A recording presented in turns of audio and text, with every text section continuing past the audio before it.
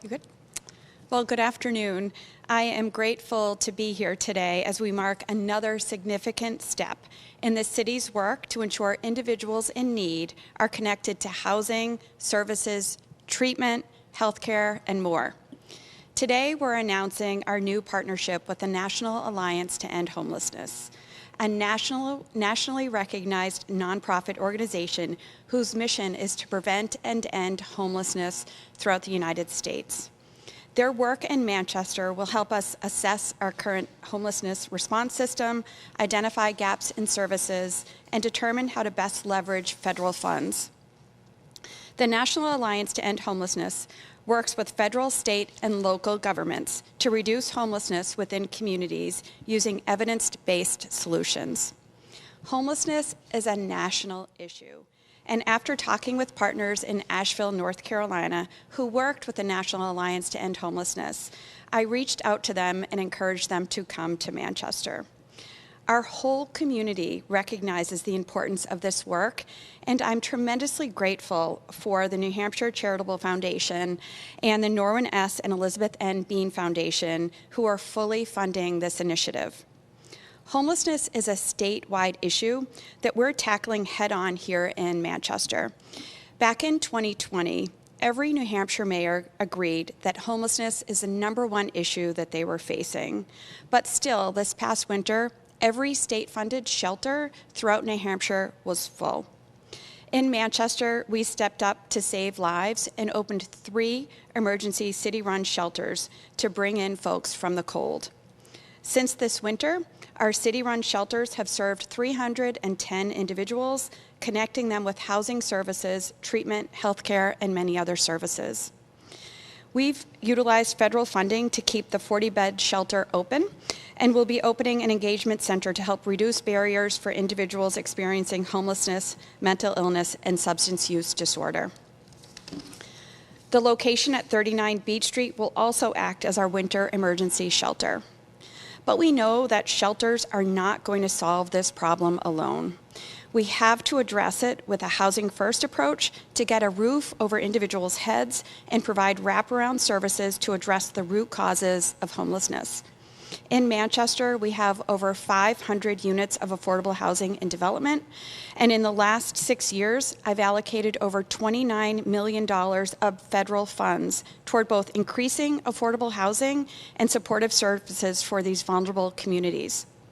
This partnership will increase collaboration with Matthew McCall and the Manchester Continuum of Care, as well as other organizations within our community already doing this important work.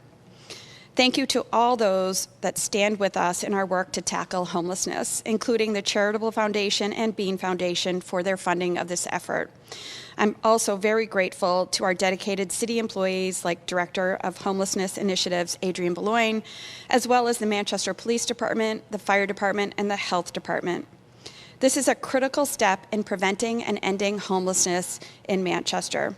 And I look forward to working with the National Alliance to End Homelessness so we can grow our city and improve the lives of everyone in it.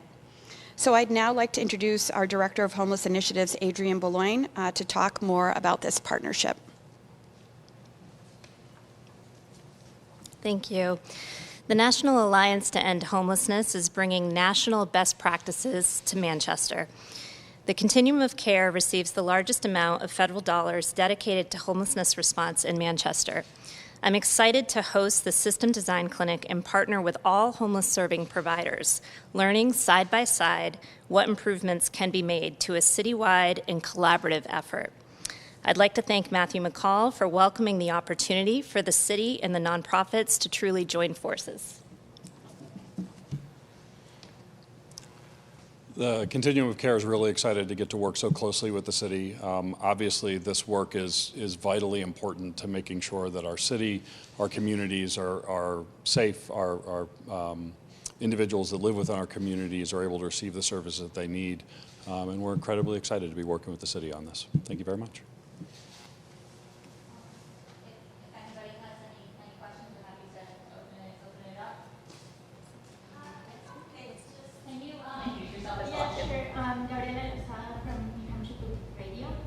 I would like to talk with you, but I have some background questions just.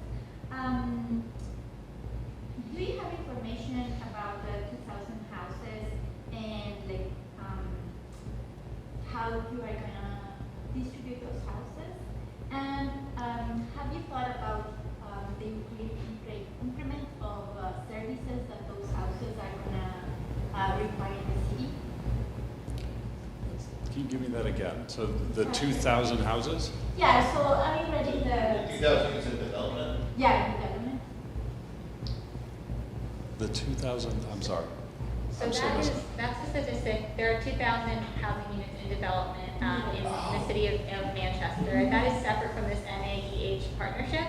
If you want to talk at all about what this NAEH partnership will do, will bring, Adrian, I'm not sure if there's anything you want to add about the partnership. Sure. So the partnership is really an improvement opportunity. So they're going to be helping us assess our current citywide system. So it's the nonprofits that are part of the continuum of care. It's the nonprofits and providers that are not part of the continuum of care funding. And it's really anyone who touches homelessness in the city of Manchester. So it's our police officers, there's our city government roles, various providers, advocates, church groups, anyone. And it's really having an opportunity to bring stakeholders and providers together. And it's something new that we haven't done in Manchester, and it's an opportunity for us to truly sit down. We know that we all have a common mission, and what we don't understand is kind of the hard look at what our services are providing, where gaps are, where efficiencies could be made, and how we can better work together to have the best outcome and receive the most funding that we can get. So that's the opportunity of this consultancy, and we're going to be looking nationally at other cities and towns that are like Manchester that have had successes and considering whether or not that's a right fit for us. Roberta, would you like to? At this point, do you have any specifics that you know? It seems like Manchester has done so much and is constantly working on this. But before they even issue their report, like there will be a report, is that it that comes out of this? Yes. Look at where the gaps are.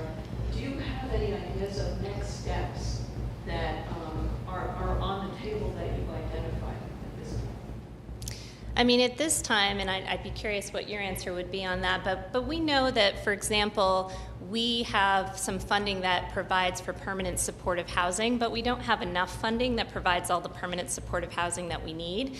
We also know that transitional housing, while that's an excellent way to help folks transition into permanent housing, some of the best practices actually imply that we should be getting people into housing more rapidly than that, and there's rapid rehousing opportunities that we might want to maximize in order to kind of create the most success we can for those households moving out of homelessness and sustaining themselves in housing.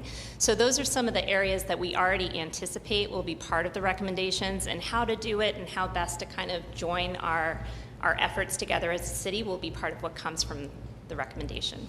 Do you have concrete plans for a women's only shelter that's permanent? Right now, we are actively pursuing opportunities to extend the women's only shelter that we had provided through the city.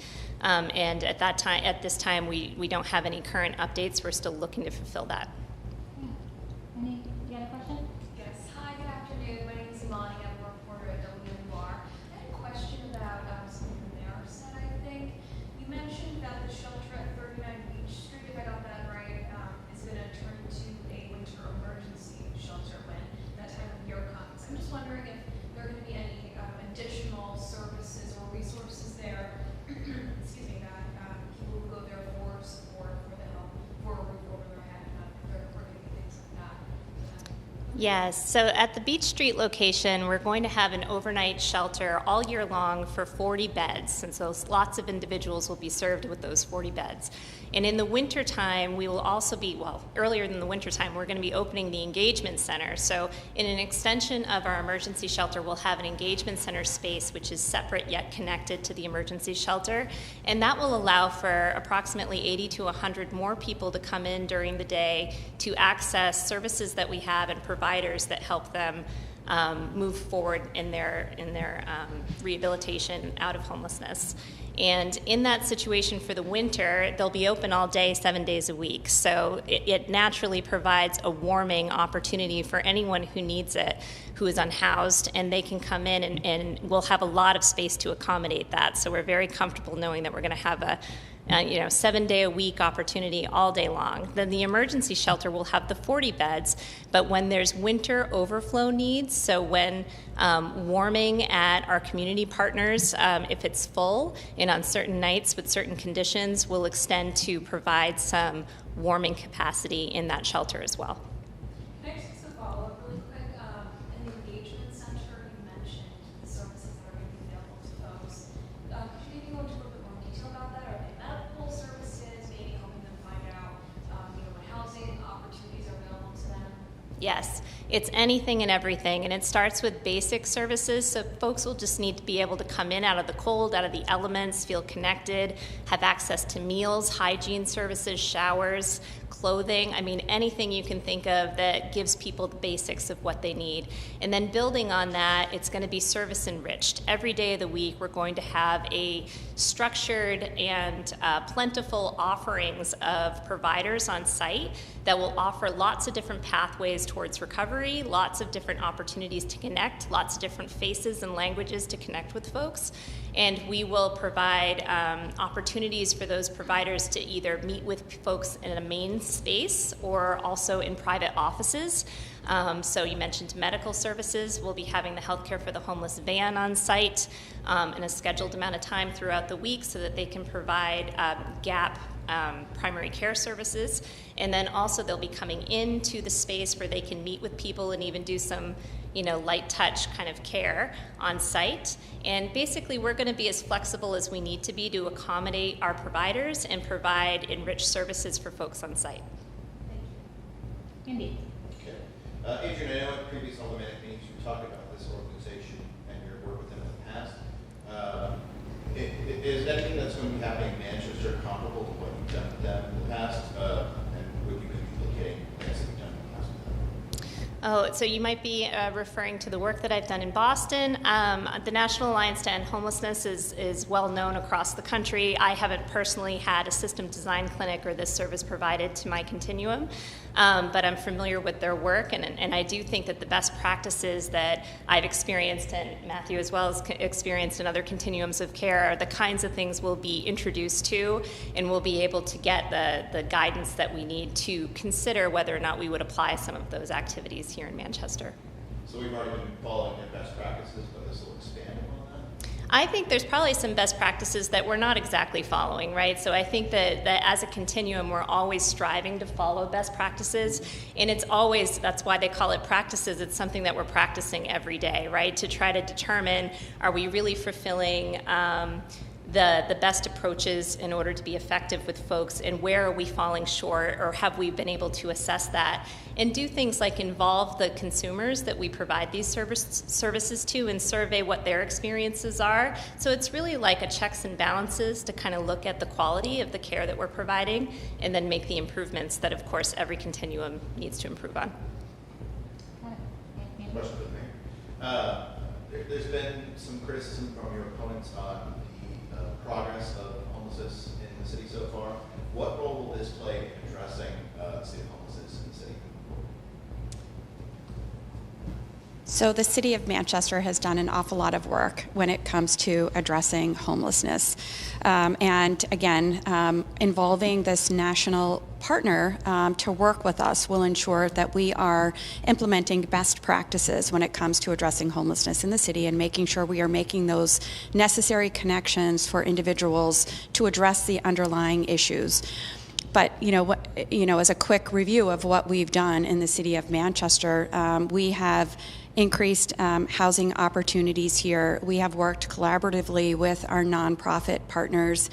We have implemented evidence-based programs with our city departments to assist individuals who are dealing with homelessness, and worked hand in hand with the shelters and other providers. And so the city has done an awful lot of work when it comes to homelessness. But I think what's important to note is that one city is not going to solve homelessness on our own. The work that we are doing in Manchester is very impactful. But I hope that the state recognizes all that we're doing here, and will replicate some of this work. I think it would be really impactful if the state would work with the National Alliance to End Homelessness to help other communities who are grappling with this. As I mentioned back in 2020, every mayor across the state said that the number one issue that they were facing is homelessness. And our shelters were full last winter. So we really need to start making significant progress at the state level, addressing the shelter situation, increasing supportive housing and rapid rehousing opportunities, and making sure we're providing those services to individuals who need it the most so that we can stabilize them and get them into a place where they are productive and have housing. Anyone have any last minute questions or? I got a couple. Is Beach Street open? Is that, yeah? Yes. Okay, and that's been open for a while? Yes. Okay. Since this winter. How about the bus stop? Did that end up going through or not? No. No, okay. I remember I think it was last year, that Yeah. was the talk of it. Yeah, so during last winter, we talked about a number of emergency shelters. What we did was we utilized the senior center as an emergency shelter until we opened up 39 Beach Street. We did talk about the bus station, never utilized it. And now what we're doing in that facility is the public television will eventually be moving there. And then one other question, with kind of like with FIT, so the expansion of places for the homeless to go to, like even if they're just going in to get a meal, do they have to be sober? Like are there checks? And I mean, I know that and obviously then there are some people that don't want to. I mean, what do you also? So after that, what do you do with the people that don't want to?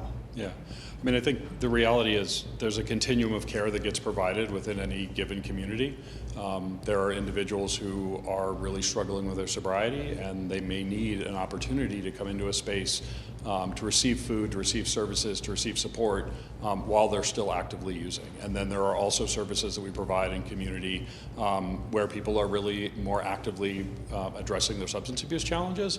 And in those situations, we will have places where you need to be sober, you need to be reasonably sober, things along those lines. But it's a bit of the challenge within any community. You can't have like a one-size-fits-all, everything works for everybody.